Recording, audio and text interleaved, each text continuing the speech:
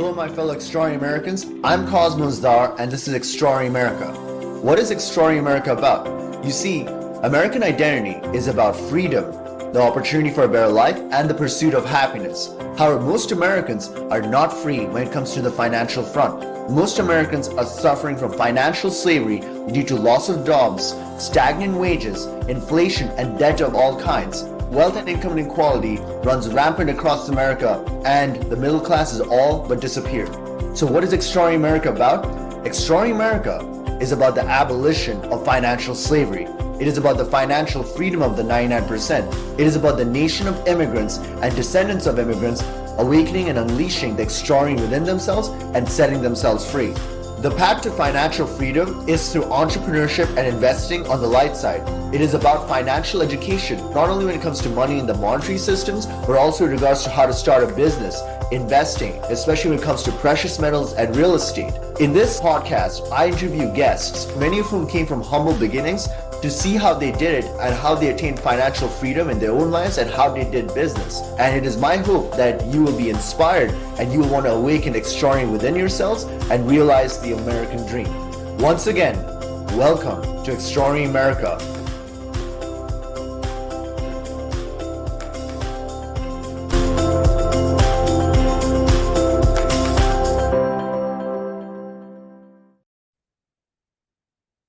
Welcome back to the show, my fellow extraordinary Americans. For today's guest, we have Assaf Raz. Assaf Raz immigrated from Israel to Venice Beach, California in his early 20s and began the journey to citizenship in a country he had long studied and revered. For more than 2 decades, he built his American dream through real estate and a handful of other entrepreneurial pursuits. After a spiritual rebirth in his early 30s, he found the woman of his dreams, started a family, and began to write. First, he wrote a short memoir about his awakening, Rite of Passage, and then released a book on Amazon called Descent Lockdown 2020, Old Glory Saga. Assaf Raz is an extraordinary American, and I'm glad to have him on the show. Assaf, are you there? I'm here. Assaf, thank you so much. Thank you so much for taking the time to do the show with me. I'm really honored to have you on the show. Likewise. So Asaf, I know, can you tell me and the audience a little bit more about yourself, your background, and your path in entrepreneurship and how you got started? I'll give you the Cliff Note version, and if you want me to add meat on it, I can do it later, but I'll give you the synopsis. Okay. So basically, I moved to the States not even a week after I finished my military service in Israel. I was born and raised in Israel. And about less than a week after, following an old dream of mine, I moved to the States. I moved straight to Venice Beach, California, which was an old dream of mine too, that started from the MTV series, was called The Real World. And I think it was the second season, it was in Venice Beach, and got me excited on that place. And I dreamt about it for a long time. So, like I said, less than a week after the military was over, we were there, a bunch of friends from high school, from my hometown, a bunch of country boys, in a sense, in the big city. And, the road was not, even though the road was in some regard entrepreneurship in nature since the first day, I crushed and burned so many different businesses, so many different things.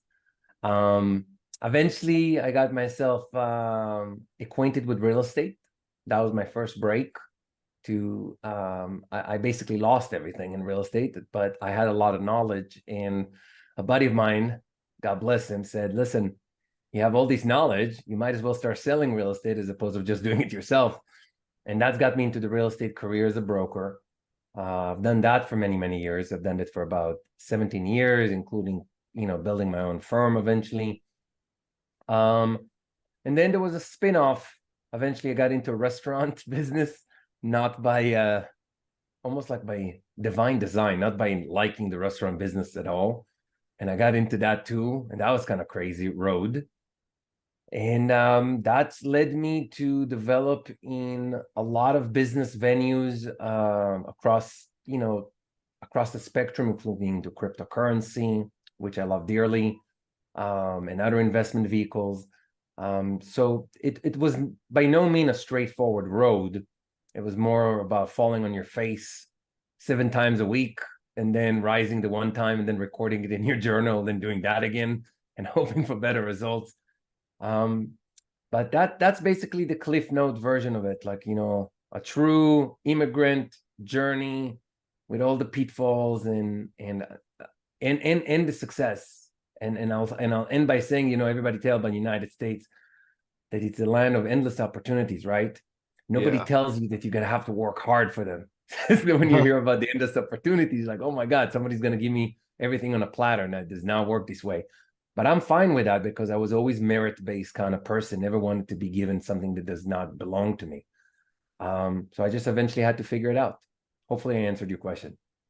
No, Asaf, it's basically like what you talked about is basically what a lot of Americans in the 18th century and 19th century they had to face. Like they came to America looking for opportunity and like for the American dream, but they had to work hard and they had to go through a lot of like ups and downs in order to get to where they are, you know? So, but like my question is like, what was your idea of what was your overarching goal with regards to your career? Like I know you started entrepreneurship and then you went into real estate and then you went into the restaurant business. Like how did that trajectory take place exactly? So the trajectory began with a cassette. Yeah, back in the day, there were cassettes. I'm 46 years old. I saw the end days of the cassettes. And I was working at that time. I had no business aspirations, to be fair. I was a DJ. I love DJing. I was working in a furniture store, and I didn't really have any business sense in me. And then a gal, an old mentor of mine, one day comes in and she gives me a cassette and she says to me, "You have to listen to it." And that was Robert Kiyosaki, the guy who wrote Poor Dad, Wow, Rich Dad, that is so awesome. like a little cassette. So I'm putting it in my Walkman, and I'm listening to Robert Kiyosaki explains about business. And in some regards, I'm very I should say I'm blessed because unlike some folks, and I don't know how familiar you are with the book, but many of us get the advice of poor dad, draining, or poor mom, it doesn't matter. But the point is, it is so common to be given the advice of poor dad that basically does not lead you to be more than just a bee or cog. Now, I have nothing against cog. I've been a cog myself, especially in the military. But Robert Kiyosaki opened my eyes to understand the advice of Rich Dad, where you can't trade your time for money. I mean, like constantly. This is not a life. And God bless you. You want to do it. But I got into the idea that I have to, if I want to reclaim the one thing that I have the most finite resource, which is time, then I'm going to have to make sure that money works for money as opposed to me working for money. Now, this is good on paper. I had all those theories in my head, but, obviously I had to go through the struggles of actually making that advice work. But I would say that the road began by first understanding the way business even works, the way investing works, and to view it not from a perspective of, the dry fact of how to make money, but rather how to create a meaning.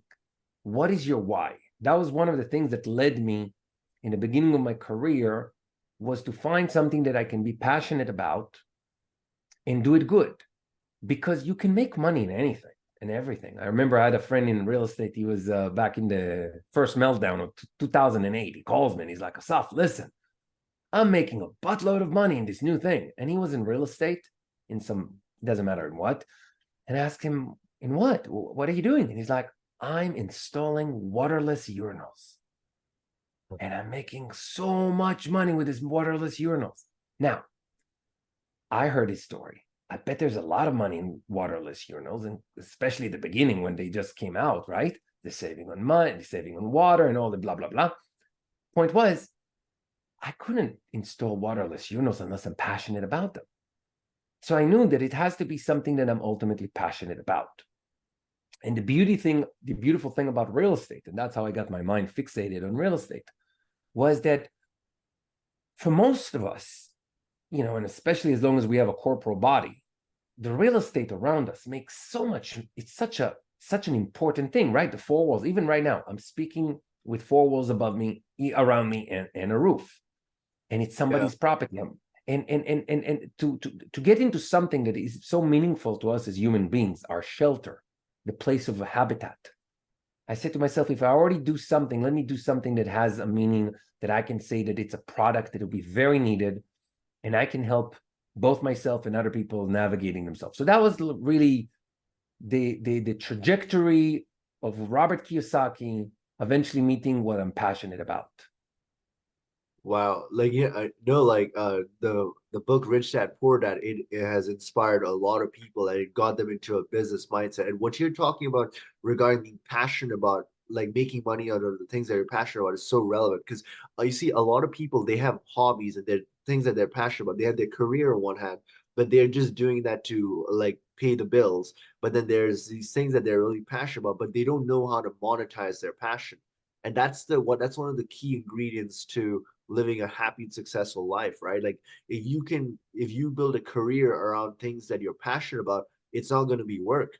Like you're not work, like it's not like doing the hours anymore, like because it's just part of like who you are. But a lot of people don't know how to go about monetizing it or transitioning from the career to this thing. But do you have like any opinion or advice regarding that matter? My best advice in situation like this is to have a healthy mixture of education and action. There was a famous scene. I don't know if you ever watched How I Met Your Mother. I mean, Oh yeah, I've seen that. Yeah, like yeah, all that. love that show. I mean, the ending was horrible. Eventually, they did an alternate ending, which kind of changed things. Thank God. But anyway, there's this one episode where Ted, the main guy of the show, right? He was an architect, an inspiring architect. So he studied. He became an architect, right? That's the education part. And then he builds an office, a home office, right? And he builds the office, he puts a perfect chair, and then one day Robin, his friend, comes in and she looks at his office like, really, you have a great office. Have you used the phone? And he's like, nope. So you didn't call anybody for your services. You studied, you created the office, you put the phone back then, it's not cell phones, right? It's like, the Yeah. landline. But you didn't actually make the call.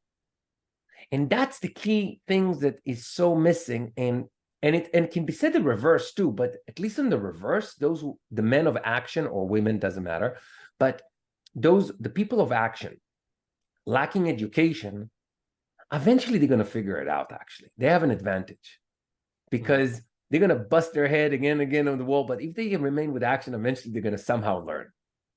But the people of education who don't have action will never succeed. And that's the key. They will become professors, and then they're going to give you those lectures that of people that never left the confines of universities, and yet they think they know the best about the world. So you need to have a healthy mixture of education and action. And as long as you set foot on a proper path that fits your heart calling, then I don't see how you can fail. There is no chance of failure unless you stopped. You just have the simple ingredients: education, action, and a powerful why. Why am I doing it? Because you're going to need that why, because there are going to be some struggles ahead. Like, let me tell you something. After the meltdown, coming to the office, knowing that you have no work, I would still come to the office at the same hour. And my inbox is empty. I have nobody. I have no clients who wants to sell. I have no clients who want to buy. My bank account is falling apart. And yet you come to the office and you make a meaning from something, even if it's a nugget. And that's the why. The why will keep you going because you have chosen a path. So it's like a holy trinity: the why, the education, the action. Man, also like the way you talked about it, it just makes so much sense. Like the last part, especially where you talked about it being like a triangle, like education, action, and knowing your why. Like that's almost like a formula, you know? But I think a lot of people they don't do the action out of fear. Like they're so used to their normal environment and like the old ways and habits of doing things, that they're afraid of venturing out and fulfilling their dreams and their passions. And so like my question to you would be, how would you go about overcoming fear and then just going about doing the thing that you're meant to do in your life? That's a great question. Now, listen, I don't know if you're going to like the answer, but I have only one simple answer, but I'll give it by a way of a story. So back in paratroop school, I was a young paratrooper, and there was this non-commissioned officer, this grizzled non-commissioned officer with a raspy voice of the smoking, I don't know, 15 million cigarettes, right? And we're right before our first jump, and everybody kind of jumpy, right? Like jumping from a plane, I, none of I've us done it. skydived and it's pretty intense, but Right, paratrooping, exactly, that's a exactly. So they asked him, they asked the instructor, his name was Victor. It's like, Victor, are you afraid? I mean, are you still afraid? And he looks at us and says, boys, I jumped 1,500 times and I'm scared shitless every time. Here's the lesson. You're not supposed to overcome fear. You're supposed to overcome yourself and act in spite of fear. It's a big difference. If you're just going to wait until you overcome fear, good luck. But if you're willing to overcome yourself, and when fear comes at you, you overcome your senses, and instead of being like a bunny at a headlight, not doing anything, just waiting for the car to hit it, if you actually going to use that time to move your body forward, to engage, then it doesn't matter about overcoming your fear. And frankly, it doesn't matter if you're talking about overcoming your jealousy, your pitifulness, your whatever, your desire to steal. It doesn't matter. Whatever vice is holding you back, whatever small, weak part of you is holding you back, don't wait until you reprogram it. I love it. Like some folks, they go to those seminars for like 50 years, they're still working on it. I love it. Good quotation mark. I'm working on myself. Great. What is the action? Because it doesn't matter. Don't wait for that thing to get away. Wait for yourself to be able to show the world, and yourself first, that you can provide the action unrelated to the fact that you are scared shitless inside. Excuse my French. So my answer to overcoming fear is, don't overcome fear. Overcome yourself in spite of fear. Bit different, but that's my method. Wow, that's a really deep message. Like I haven't heard that in my podcast yet, like where it's about don't overcome fear, it's like overcome yourself.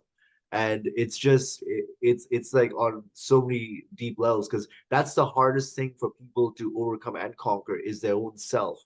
Because like you have to go within yourself, and there are things that like most people would not want to confront, like people, they don't mind confronting the world, but when you confront things about yourself, and like that's when shit gets real, to be honest, because yeah, the hardest thing to overcome is yourself, because it's Always. your own identity and all that stuff. So yeah. That is correct. But Asif, continuing on this point, like what is the biggest lesson you learned during your time in like during your entrepreneurial journey, and also during your time of writing? Like what is the biggest lesson or revelation you had, other than this holy trinity of education, action, and the why? That is a wonderful question. Eventually, the lesson, and I hinted about it a bit before when I was talking about the why. The why is the Holy Grail. Because I must admit that, albeit that I succeeded in real estate and I succeeded in my other ventures, I mean, I failed too. Obviously, I failed quite a bit. But in all of them, in everything I've done before writing, I was good. But I didn't provide the best version of myself. I provided quite a good version. And for folks looking from the side, it might say, hey, man, you got all these things, right? You got this, you get that, you get this. It's like almost like medals on your chest. But the one medal that was always missing, and I didn't understand it until my writing began.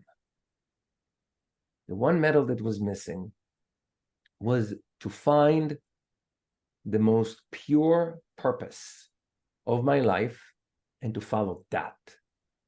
That didn't happen until the year 2020, to be fair. By 2020, I've already created businesses, bought and sold properties, started business, whatever. But I didn't understand what it is to find your purpose.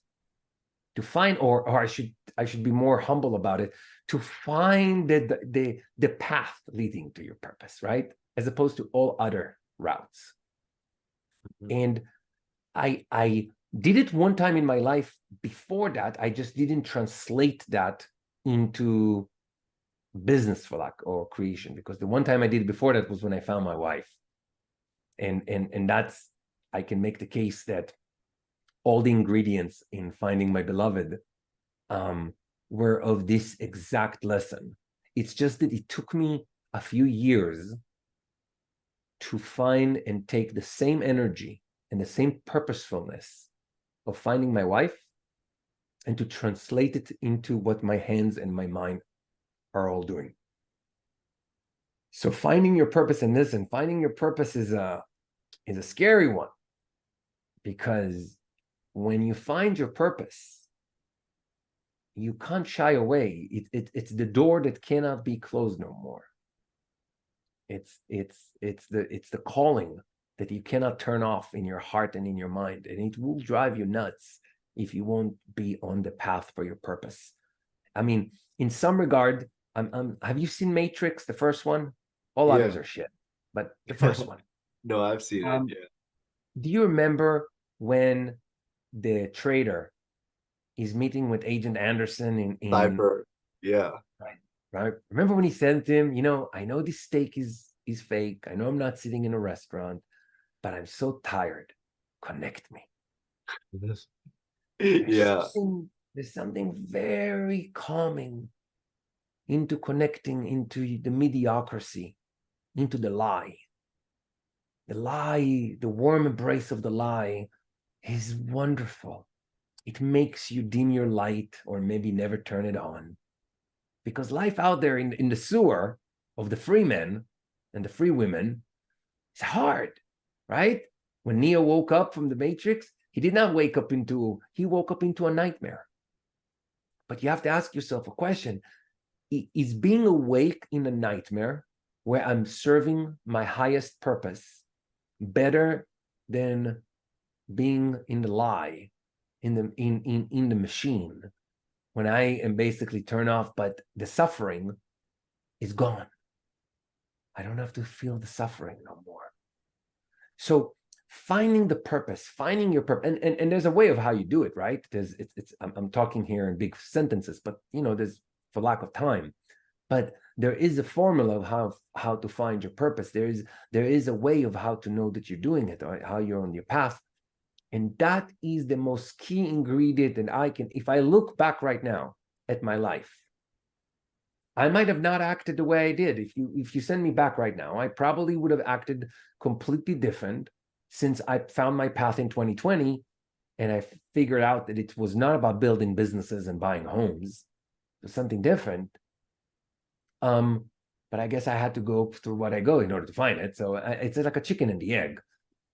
I don't regret anything. It led me to ponder these questions and change life. So to answer your question, finding your purpose, or at the minimum, finding the road to your purpose, would lead you into the best life you can, the life that you are meant to have, as opposed to the life you have. And I'm kind of paraphrasing an old quote. Asaf, when you talked about the Matrix, like, it reminded me of like what most entrepreneurs are going through. Like when people are trying to start their business, right? It's like they leave the corporate world, and then what the media tells them, because it's literally mediocrity. As you mentioned, it's all mediocrity. Like, you're doing a 9 to 5 job, you're getting a shit pay. Like, now with inflation, the wages don't match up with inflation, and then you're under a boss and everything. And then there's some people that try to go, they try to escape, and then they're basically in the entrepreneurial trenches.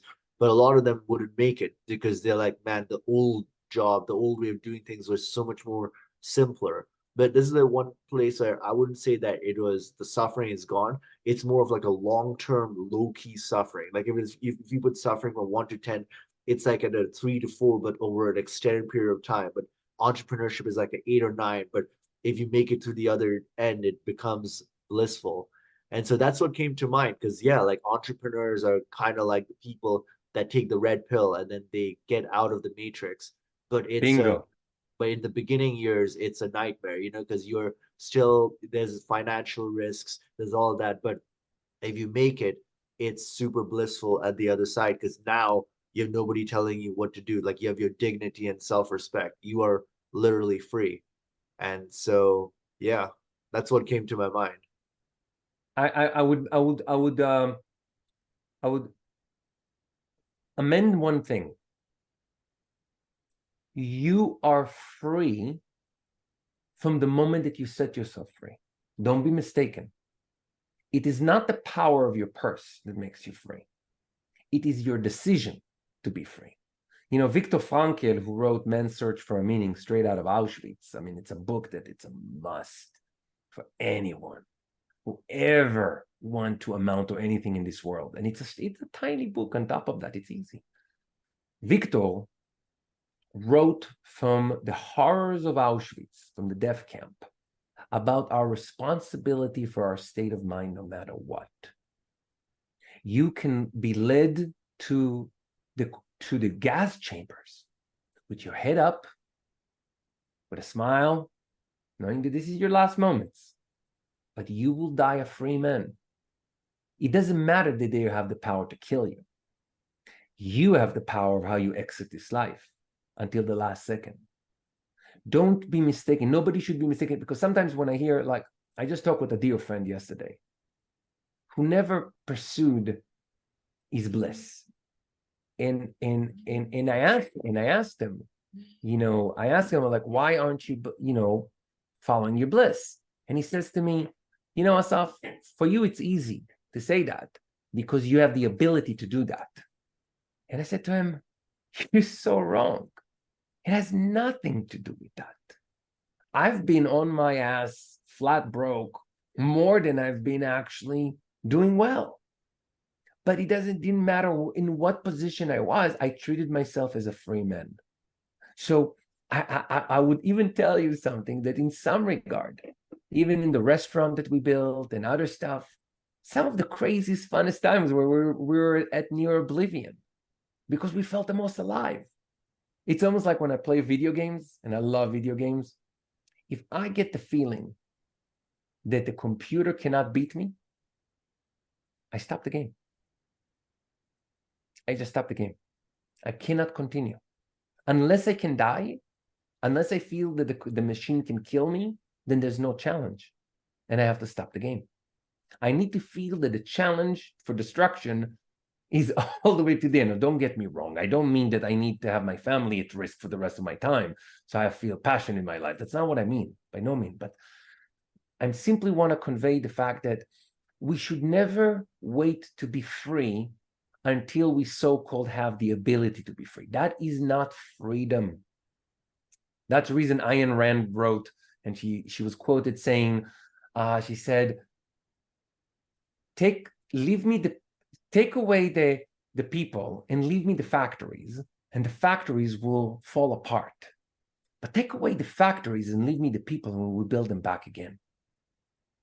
It's very important to understand that. And that will strengthen your inside. When everything goes wrong, you'll be able to look in the mirror and to say, I'm not broken until I break. And even if I break, I can patch up that smile again and get stronger from a broken place. That's okay too. Happened to me many times. Yeah, it's what you just said is true. Freedom is a mindset and it's a state of being. and regardless of your environment, you are already free in your, if you're free in your mind, eventually it'll come out in your surroundings That is over a correct. period of time. And but Exactly. there was one thing I wanted to ask you about. Like, I know you talked about purpose, right? And finding your purpose. Could you tell me and the audience a little bit more about how would they go about finding their purpose or their calling? Because I'm pretty sure a lot of people listening to this would want to know how to find their purpose and calling if they haven't already. Fair enough. So just like in Karate Kid, vaccine, vax off thing, I'm sorry, I'm that age, right? So I'm using Karate Kid as an example, right? He goes to Mr. Miyagi, he wants to beat up that other guy, whatever. And then Mr. Miyagi's like, no. And I'm talking about the old Karate Kid. I didn't see the new ones. And he tells him, vaccine, vax off, and he doesn't understand why. But Jordan Peterson said it in a different way. He says, before you change the world, first of all, clean your room. So the first thing, before you go out there and try to fix the world and find your why, clean your room. Make sure that things at home are intact. You have to, first of all, resemble the example of the change that you're looking to inspire. It doesn't matter in what field. It truly doesn't. Become somebody who is worthy enough so when you look in a mirror, you know yourself to be a good human being who's striving to do well. And that is a road. Whatever that road is for you, fix, first of all, the things that weigh you down. It's the equivalent of cleaning your room. Now, as you clean your room, as you become stronger with yourself, right? Both mentally, emotionally, physically. Sports, very important. Waking up more in the early mornings, doing sports, meditations, whatever, inspiring yourself on all level, all quadrants of your being. Mm-hmm. Then comes a simple question to yourself. What is my dream? What moves me? Now, you have to ask that question. Think about asking that question almost like a pin dropping in the depths of silence. The pin hitting the ground, like in a cave, is the question. And you have to be dead silence with yourself and let your heart and mind project the answer. I promise you, if you won't let your little ego start making excuses, an image will come out. I bet with you, anyone in this world, ask that question in dead of silence with yourself. What is my dream? What am I? And something will come up. It will be conjured almost by magic. We all know it. Back when we were kids know it best. You ask a kid, what do you want to do? I want to be the president. I want to be this. For kids, it's so easy. Why? Kids, especially small kids, they have yet to meet the darkness of doubt and all the other stuff that adulthood brings with. So they're so pure and so unrefined that the answer just comes to them naturally. Everybody who is a parent knows that. Just ask your kid, what do you want to be? They're going to tell you. Some crazy outlandish thing. They're going to tell you. You have to have that purity of a child to ask that question. And then when you hear the image, don't you dare allowing the ego start, but. No. Hold to that image. You've been given a gift from God or whatever, universe, whatever you want to call it. I call it God. You've been given an answer. You better follow.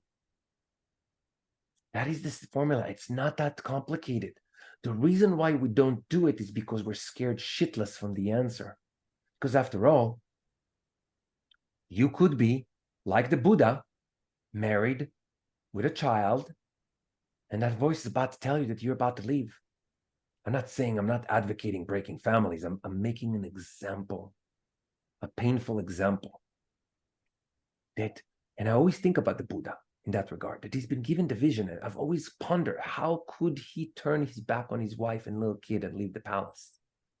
I mean, as a father, it's unfathomable to me that you would leave your child and your wife. But the Buddha followed his bliss. He knew that the road takes him away from the castle, never to come back. So I don't want to ever do something like that, and I do not advocate that, but it's that strength. And that strength of knowing inside of me, and I give you my word, if you went to any person and you told that person, listen, God himself is now asking you this question, and if you ain't telling the truth, everything goes in flame around you. I bet with you 99.9%, maybe there's one idiot who's going to try God, God's patience. But 99% of us, being warned that the world's going to go on fire around us, we will tell the truth. And we're going to blurt it out. I want to be a ballerina. I want to be this. I want to change this. It will, because it sits right here. It's always been sitting right here in the heart. The idea is how to break that wall and let the truth come out. It's not complicated. And don't wait for the second and the third thing that's going to come out. Go with the first. Ask a question. I promise you the answer will be given. It might scare you. Fine. That's probably the hallmark of a great decision. But that's basically what I've always done. So, Asaf, as a continuation of this, right? Like Americans always talk about the American dream, and you mentioned over here that knowing you, like having a dream, is key to finding your purpose. So, how would you go about advising Americans, like who want to find their individual American dream, and then basically find their purpose in the process? And how would you? What is your opinion on that? Specifically for American, is this the As an American identity, right? Like, Americans, they always talk about the American dream. And okay? we Now I better understand. I get it now. Here's and the then thing. Yeah, please go on. and then like you talked about how the dream is key to finding a purpose. So I'm asking you about American dream and how it is key to finding the like as an American, like their purpose. So what is your opinion on that matter? How you go about that. I understand. Listen, I feel that it's a bit unfair because as an immigrant, the answer is quite easy. Americans, natural born Americans, right? Born and raised Americans, No, unfortunately don't know that because they are born into it, so they just have it. But from us that come from all other places but America, we see and I don't want to superimpose on top of the entire immigrant society of America, but this immigrant right here saw that the country was made by manifest destiny. This is a land that was literally created, like it or don't like it. It was not created by the government. It was not created by a grand design of central planning. This is a country where dreamers have went out and conquered the wilds, both metaphorically and truthfully back in the days. The thing that Americans sometimes don't, and somewhere it was lost in translation. Maybe the country got so rich and that the type of expectations that start coming up were that things will be given to you, that you're supposed to have something. And I know American history quite well, including reading that 1,500 pages of Democracy in America by de Tocqueville, who goes out, in the 1900s, through America in the early 1900s in America, and describes the average Americans, what they had to face in order to build what they built. The thing is, you're asking me what Americans should do to manifest that dream and find their purpose. Yeah. Open a history book. And you know what? Don't try to open the history book in order to come down on your country. This is not this conversation. America has its shares of bad things, and sure does it have its shares of good things, but America is a blessed nation, the grandest nation this world have ever seen. And if you don't get it, then you shouldn't be even listening to my words. But I'm sorry, yeah? No, go ahead. But if you know it, if some bone in you know it, that your ancestors, it doesn't matter where you came from, but your forefathers, your ancestors of this nation, have done marvelous things, then your position in this country is to continue that line. You're in the best place ever. You're in the cradle of so many of the most magnificent things in this world, beginning with the Constitution and the Declaration of Independence. And yes, things had to be amended. Yes, things were not perfect back then. I get it. But you've been given as an American such an opportunity to learn and look around you to understand that you're standing on the shoulders of giants and make yourself worthy of what they have done before you. Take it up, because you know what? There are billions of people who would want to switch their spot with you. How about that in order to motivate yourself to wake up in the morning and say, I can do more than just asking what the government can do for me? That would be my best advice. Asif, you're the perfect person to like talk with this about, because like Israel has an entrepreneurial immigrant identity, America has an entrepreneurial immigrant identity, and then they're both in their quest to pursue happiness, and then that's the way we go about. And the reason, like, even if people are born here, you have to realize that America's identity is an immigrant identity, and we are all descendants of immigrants. Even if we're immigrants or descendant of immigrants, that's who we are, and that's the central part of how we go about attaining the American dream, because it's all connected, right? It's the manifest destiny, the entrepreneurial immigrant identity, the American dream, and the pursuit of happiness are all interconnected, and that's basically the essence of who we are, regardless of anything else. But yeah, so I could go on and on, but like the clock runs out, obviously. So I wanted to ask you, like, the premise of your book. Like, I know you wrote a book called The Descent Lockdown 2020 Old Glory Saga. And can you tell me and the audience a little bit more about this book and the premise of how you wrote this book? Of course, and to be conscientious of time, how much time do I have to explain? Am I giving you the cliff version, like the shortest version, About the about 10 elevator pitch? minutes. About Huh? about 10 minutes. About 10 minutes, you know? Okay, I'll do it in less. So in 2020, which was a pivotal year for me and for humanity, as far as I'm concerned. I was 3.5 years into writing this other book, this dystopian sci-fi Roman time novel. At that time, I already understood that I want to be a writer, that I'm doing a career change. The story of that, we can make it another time. But I was already in the midst of following my purpose, the path. And I saw myself as a writer. It was a long road for me to admit it. And I was 3.5 years into it. And then 2020 came around and everything changed. Because I was, at that point, I was living in Venice Beach, California, where I lived for 24 years in a row. And when COVID hit, I started seeing things that provoked the worst concerns that I had about humanity. Now, listen, everybody have their own way of looking back at 2020. I respect everybody. You have your own opinions. But I saw the type of tyranny that is rising around us in the name of safety.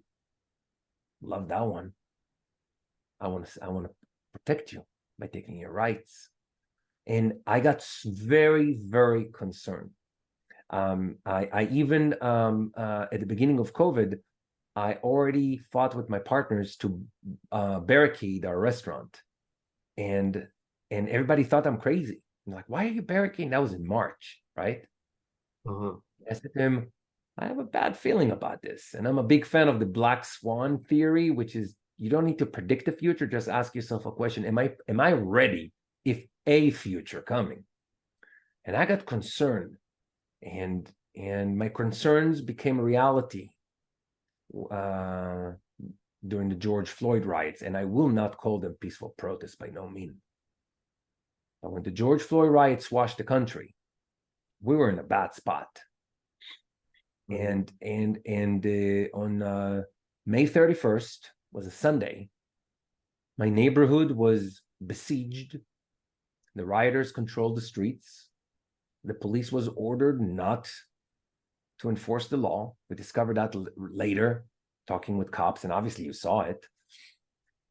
And we were basically not just under lockdown, but the streets were basically belonged to the rioters.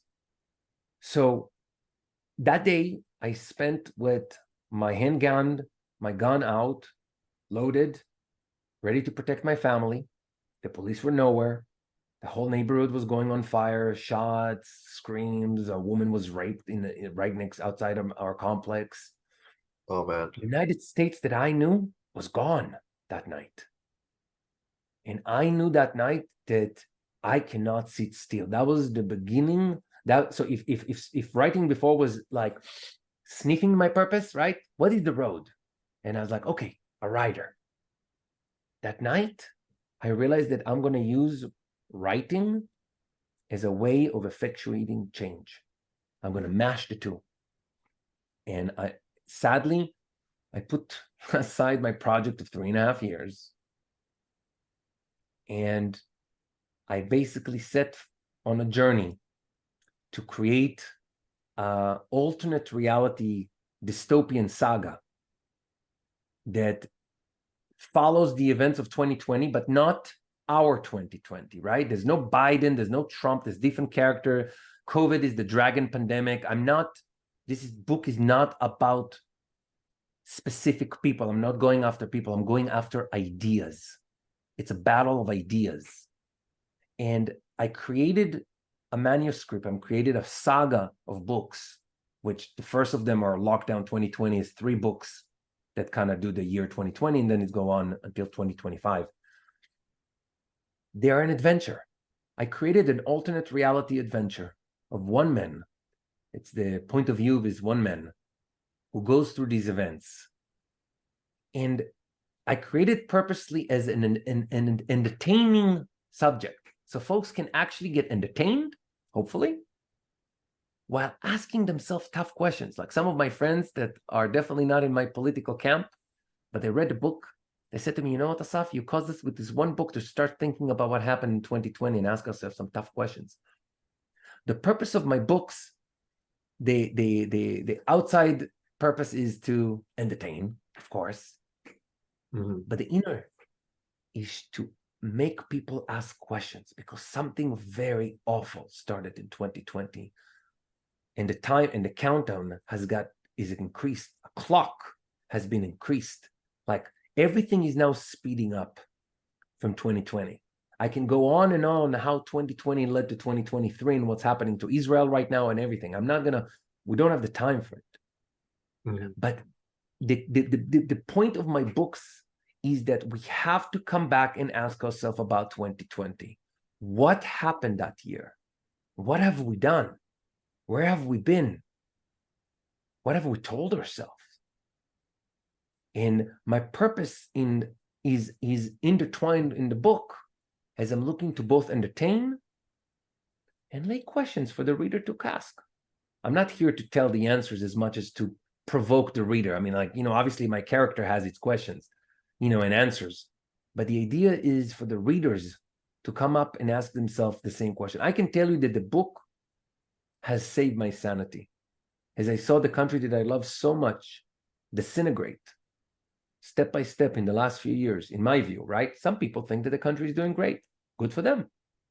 But I've seen the country that I admire doubt itself, falling apart. Not the country that I moved into 25 years before. And I decided that I need to do something about it. So my road was through the book. So that's basically the little elevator pitch around the book. And it's quite entertaining, and it's quite alternate reality, bit of sci-fi thrown into it, a lot of action. It's not for the faint of heart. It's Awesome. brutal.